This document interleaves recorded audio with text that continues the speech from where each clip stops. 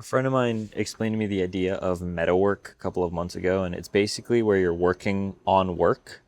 And so you're not actually doing anything productive, but what you're doing is things that you're telling yourself are going to make your work more productive, which kind of gets into the whole thing of doing conscious work, like not getting all motivated to work and then working on whatever you feel like working on, but consciously and effortfully making decisions. It's basically like you find out that you can make a cool website with AI, so you start screwing with it all day long, and then you don't do anything. That would be meta work because you're really not in need of a website. So you're working on something because it might be useful to your work in the future. Not going to help you out. But if you genuinely do need a website built, then you would be smart to take it step by step and build a good file layout, like a good file directory format, and you would be good to find inspiration websites, figure out what font you want to use, get assets together instead of just running straight into it with head first because you're not thinking before you actually do it. And I run into this a lot of I come up with an idea and I'll just go do it. I won't think about it and actually critically think about the idea and consciously decide how I should do it. I just start doing it. And it's easy to make that mistake, especially in the age of AI where it basically does all the thinking for you. But really, the value is in not getting distracted. So I set up like a bunch of different systems today. So one of which is an alarm clock that goes off until I tap, like like you can tap your phone at the registers, until I tap it, and I can't dismiss the alarm until I tap it. So I like walk outside and I'll walk downstairs and tap it. That's something that is going to provide like tangible value as of tomorrow morning, and I spent 30 minutes setting it up. And I also spent a little while each week. I spend probably 20 or 30 minutes setting up and managing my finances and like my forecasting and budgeting to see where I'm at with everything.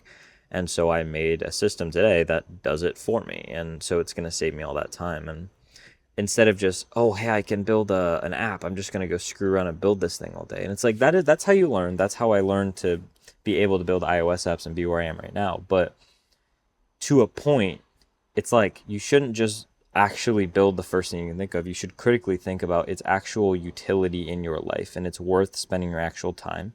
If you decide it is worth spending your time on, then you should think about how you want it to be formatted instead of diving straight into it. Because the odds are, if you think of something, don't decide whether it's actually useful or not, and then dive straight into it without a plan, it's probably not going to be super useful. It's going to be on a whim.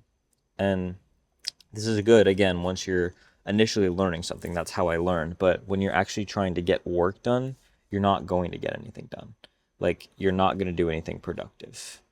And it's kind of a hard concept to explain, but it really is that simple.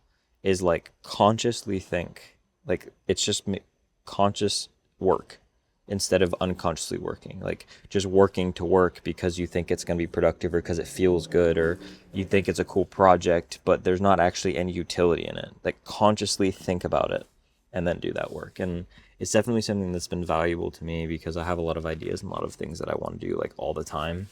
But learning to distinguish that, which I'm still not very good at, but still learning to distinguish like the stuff that is actually worth spending my time on. The thing for me, I'm still really bad at like thinking of something and just doing it on a whim. But what I've been starting to learn that is actually valuable is like planning out the idea instead of just diving straight into it. Instead of like, oh, I'm gonna make this is what I'm gonna do. It's like, okay, well, how does it work? How do I make it? Okay, so how do I want it to be laid out? What colors do I want it to look like? What should the functionality be?